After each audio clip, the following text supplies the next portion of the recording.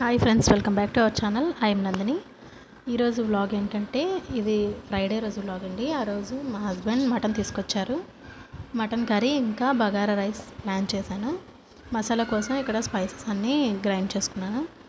ఇది 1 kilo mutton అండి, 1000 rupees పడింది. ఆనియన్స్ కట్ చేశాను, ఇంకా చిల్లీస్, అల్లం వెల్లుల్లి పేస్ట్.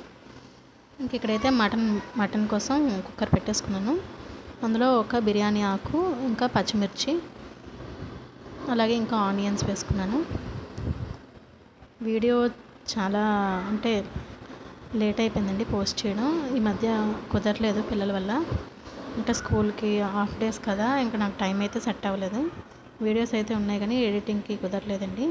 ఇంకా పిల్లలు ఇంట్లో ఉంటే తెలిసిందే కదా, వాళ్ళ గోల అల్లరి, బయట తిరుగుతారు రోడ్ల మీద, ఇంకా సైకిల్స్ పట్టుకొని. ఇంకా వాళ్ళకి మనం బాడీ గార్డ్ లాగా వెంటనే ఉండాలండి. వాళ్ళు పక్కనే ఉండి వాళ్ళని చూసుకోవాలి. ఎంత కేర్గా చూసుకున్నా పిల్లలకి ఏదో ఒక దెబ్బలు తగలడం కామనే. ఇంకా అలాంటి సిచ్యువేషన్లో వీడియో పోస్ట్ చేయడం అంటే కొంచెం రిస్కీ. ఎడిటింగ్ చేయడం కుదరదు.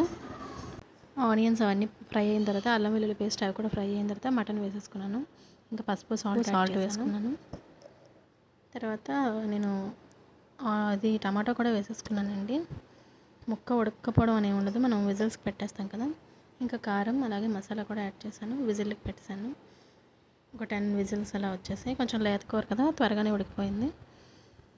ఇంకో లాస్ట్లో ఫైనల్గా కొత్తిమీర వేసుకొని దించేసాను. ఇంక ఇక్కడ బగారా రైస్ కూడా రెడీ అయిపోయింది. కుక్కర్లో పెట్టేసుకున్నానండి.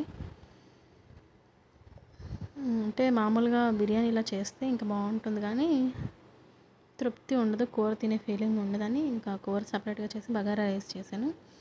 ఇంకా రైతా కూడా చేసేసానండి. కొంచెం పెరుగులో సాల్ట్, ఆనియన్స్ అలాగే కొత్తిమీర కొంచెం వేసుకొని కలిపేసుకున్నాను.